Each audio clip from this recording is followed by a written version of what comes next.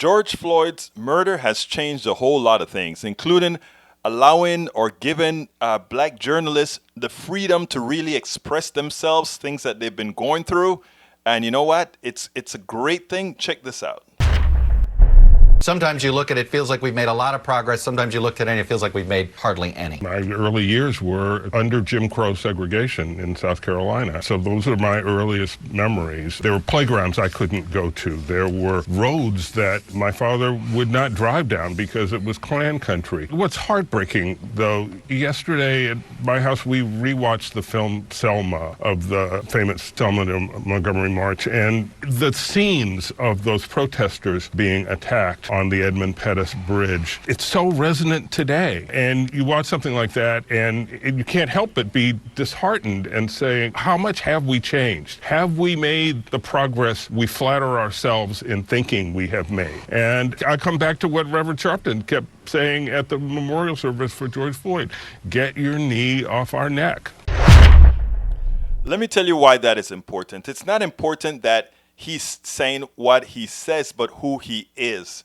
Because what happens a lot of times is America, the majority population in America would see somebody like Robinson and other professional blacks out there, and they'll say things like, if he can make it, why is it that these others can't? And they don't really see the systemic nature of what occurs of racism, what occurs in this country.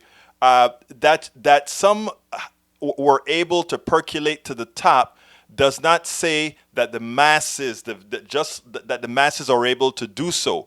And when people see that he has a personal story where he had to overcome as well, harder than any other person would have to, they can start to learn how to empathize. Because what happens is sometimes people who are successful presents the formula or presents the excuse for those who otherwise can develop some sort of empathy to empathize.